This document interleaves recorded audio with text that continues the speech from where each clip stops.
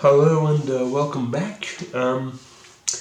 This is an analysis of the highlights of practice game number 4, which you will find on this channel. Before I start this analysis, may I please remind all of the viewers that I am trying to put as many videos as possible with what little spare time that I have, and I'm trying to make this channel grow. I would really appreciate for you to give this video a thumbs up and subscribe, please. It will really help me along. So thank you for that. Now, as I said, you can watch the full game of practice game number 4 on this channel, and I urge you to do so, but I'll just show you one of the highlights of this game.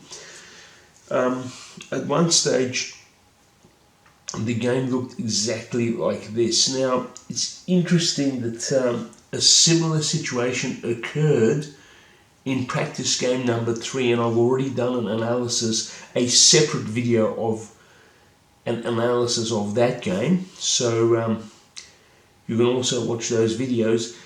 In practice game number 3, it was a very similar situation to this, except, well, black had one checker trapped in white's quarter, but white was in a much better position with his checkers, where the next thing white was going to do could easily have been a hit and an anchor, except black then rolled a double 6, which changed the entire game. So this is not as good a position for white as it was in game number 3, but still very, very good position nevertheless, because that checker is trapped there and can only get out if black rolls a 6. Similar to practice game number 3, where the same situation happened, where black had to roll a 6 to get that checker out. So what happened next here? White rolled a 4 and a 1. Now, I decided to play conservatively there. See, one option would have been to play 1, 2, 3, 4, and then a 1 here. That would have been an option, because this checker gets left on its own, but then with the next roll, if black does a hit, he would have to hit and anchor one of the checkers here, because to do a hit here and leave 3 checkers on their own is very, very dangerous for black, considering there are so many open points here for white to get back in and possibly do a hit.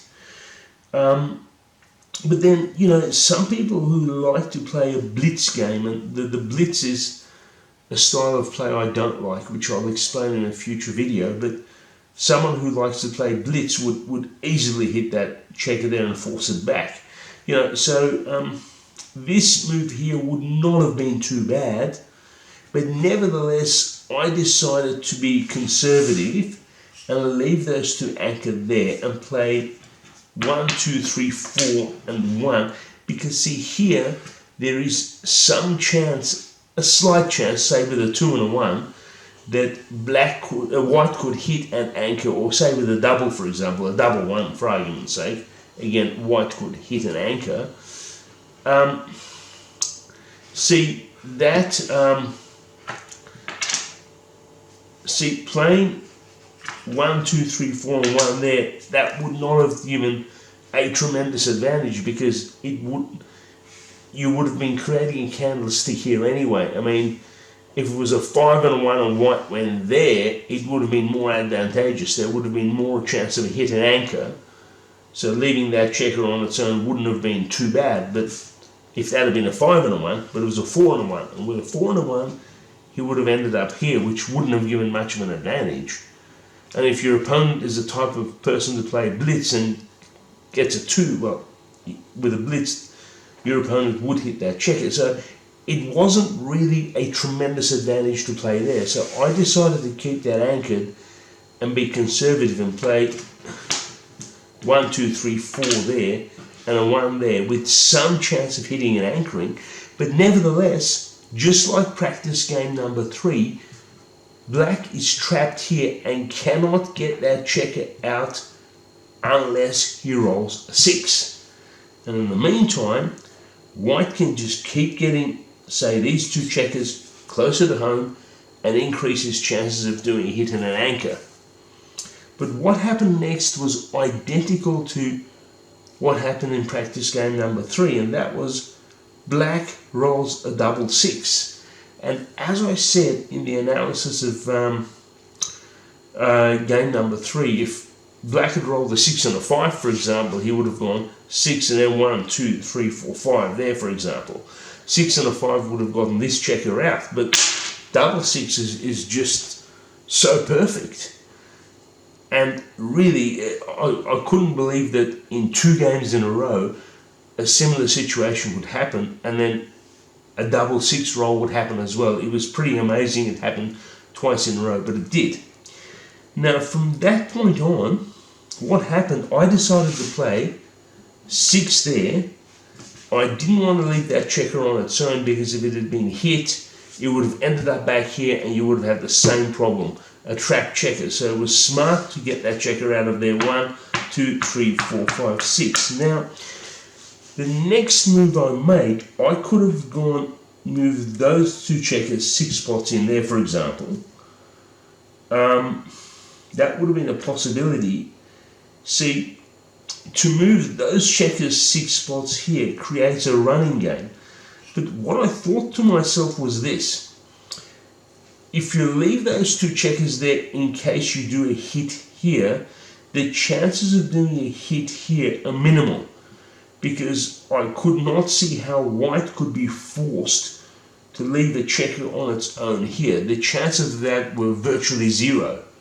I mean, white, with a roll where he would have had to leave a checker on its own here, he could have just moved these checkers. So I didn't see the point of leaving those 2 checkers there, when with the rest of what could be played with a double 6, you could advance those 2 checkers here.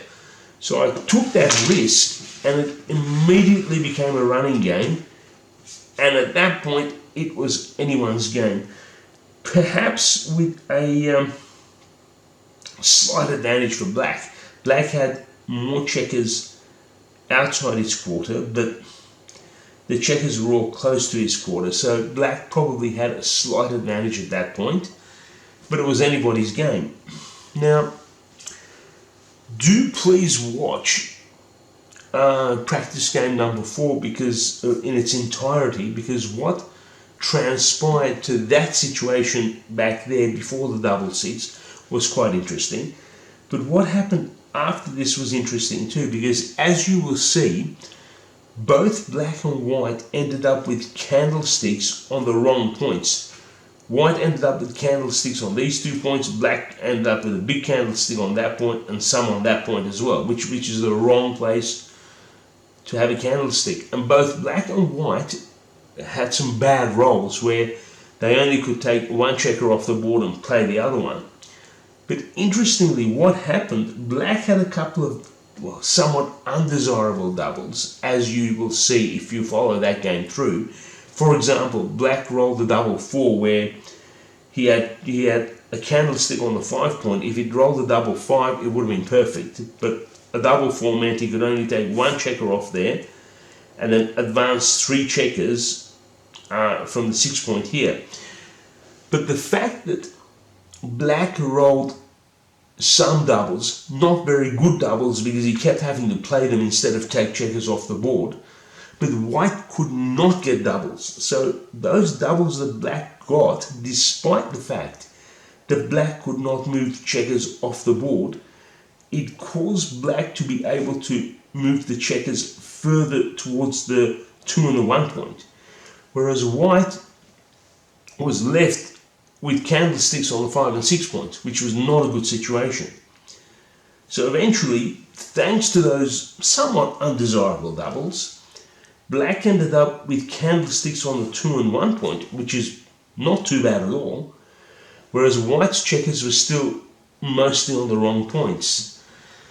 And then right towards the end of the game, black rolled yet another double 6, and I keep saying this, double 6s are very, very rarely a bad roll. Most of the time they are a dream roll. They are game-changing rolls. So black ended up rolling yet another double six, and at that point, black had checkers on the 2 and the 1 points. The double six at that point put the game totally out of white's reach. So despite the fact that at this stage the game was pretty much even, despite the fact that both black and white built candlesticks on the wrong points, thanks to the fact that black got doubles and white did not, black managed to advance the checkers more towards the points on the left. White could still have won the game at that point, but the double six which black rolled towards the very end of the game changed everything, and that was 2 double sixes that black rolled at crucial stages during the game, both of which changed the entire game in black's favour.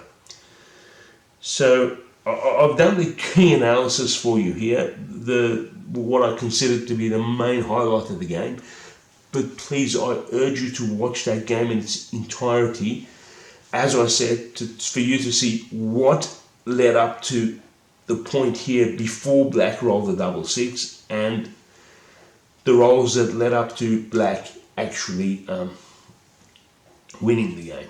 So thank you very much again for watching, and I'll see you in the next video.